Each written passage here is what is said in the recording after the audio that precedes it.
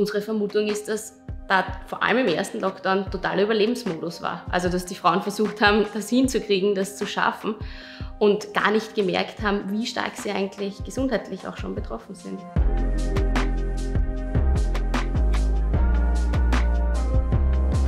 Homeschooling, Homeoffice, wie geht es eigentlich den Frauen in dieser permanenten Herausforderung in der Corona-Krise?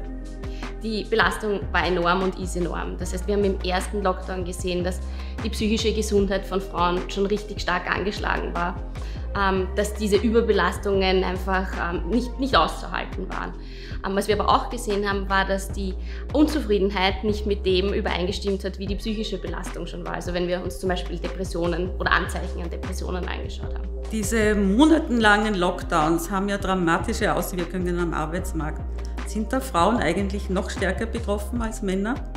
Zum ersten Mal in einer Wirtschaftskrise sind Frauen sofort von Arbeitslosigkeit betroffen. Wir sehen sonst in Wirtschaftskrisen, dass vor allem Männer und die produzierende Industrie stark betroffen sind in einem ersten Schritt und Frauen krisenresistentere Jobs haben, vor allem über die ganzen Dienstleistungsberufe.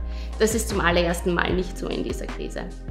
Außerdem sind Frauen deshalb so stark belastet und betroffen, weil sie als Mütter diese Zuschreibung der unbezahlten Arbeit jetzt nochmal viel stärker haben und nochmal unattraktiver werden für Arbeitgeber und Arbeitgeberinnen.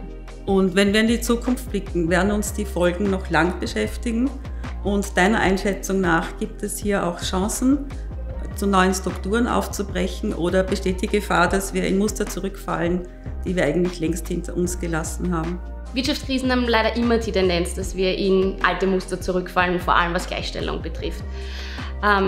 Die Chance wäre, dass wir tatsächlich in dieser Krise zum allerersten Mal gesehen haben, was die andere im Haushalt so macht, bei der Kinderbetreuung so macht, damit ein Haushalt läuft. Das heißt, das sichtbar zu machen kann sicher eine Chance dieser Krise sein.